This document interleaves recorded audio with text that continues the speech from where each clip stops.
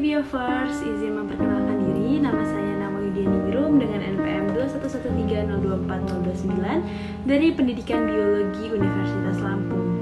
Baik, pada kesempatan kali ini saya akan menjelaskan mengenai perubahan lingkungan. Sebelumnya aku mau bertanya nih, apakah kalian mengetahui apa itu perubahan lingkungan? Dapat kita artikan yaitu perubahan dalam kondisi fisik, biologis, kimia, ataupun sosial dalam suatu wilayah ataupun area.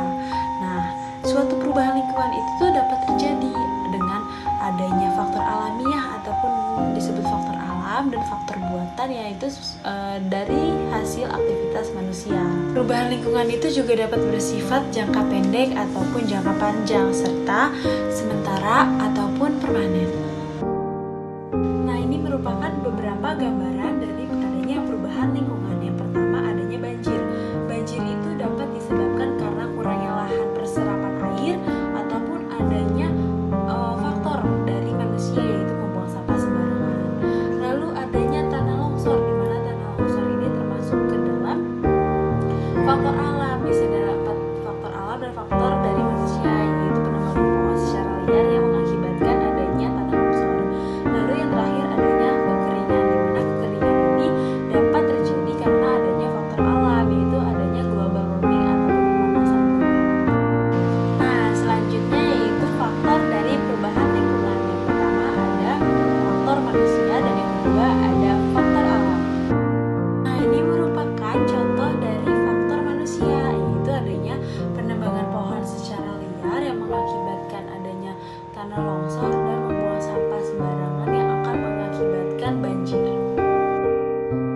Lalu yang kedua adanya faktor alam, di mana faktor alam ini dapat berupa gunung meletus dan gempa bumi. Lalu bagaimana dampak dari perubahan lingkungan untuk manusia, hewan, dan tumbuhan ya? Nah, perubahan lingkungan ini juga dapat berpengaruh kepada manusia. Yang pertama itu adanya kesehatan, di mana perubahan lingkungan ini dapat mempengaruhi kesehatan manusia, seperti peningkatan suhu yang dapat menyebabkan gelombang panas ekstrim dan naiknya penyakit terkait terkenanya sinar UV. Yang kedua adanya keamanan pangan ataupun kelangkaan pangan, di mana perubahan iklim ini dapat berpengaruh terhadap produksi tanaman dan hewan yang berpotensi akan mengakibatkan kelangkaan pangan dan kenaikan sumber daya makanan.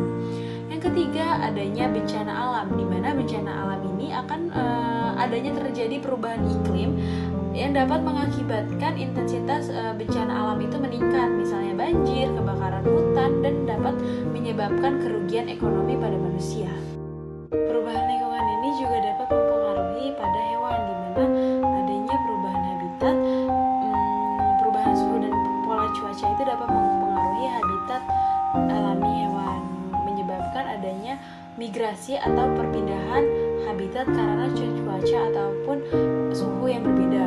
Lalu yang kedua adanya ketersediaan makanan, di mana ketersediaan makanan untuk hewan ini akan berpengaruh karena terjadinya perubahan lingkungan. Misalkan ada terjadinya penebangan pohon secara liar, itu dapat mengakibatkan hewan yang berada di hutan itu kehilangan sumber daya makanan ataupun ketersediaan makanannya. Perubahan lingkungan ini juga dapat mempengaruhi pada tumbuhan ataupun tanaman. Nah, kan kalau misalkan kita menanam itu akan membutuhkan tanah ataupun resapan air yang baik.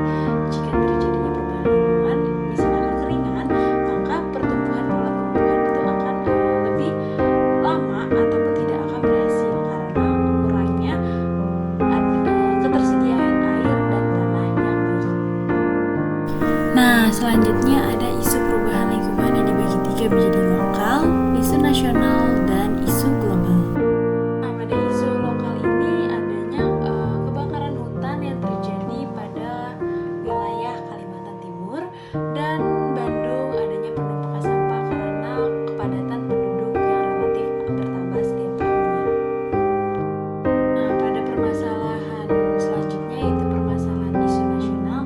Yang pertama adanya pencemaran air, dari mana pencemaran air ini dapat berasal dari rumah tangga, rumah sakit, industri ataupun lainnya, sehingga masyarakat itu tuh kehilangan sumber daya air yang bersih. Selanjutnya ada pencemaran udara, di mana pencemaran udara besar, misalkan di Jakarta. Pencemaran udara ini disebabkan oleh kendaraan yang menggunakan bahan bakar fosil serta asap-asap industri. Pada pencemaran udara ini menyebabkan penurunan kualitas udara yang bersih sehingga menimbulkan penyakit pernapasan.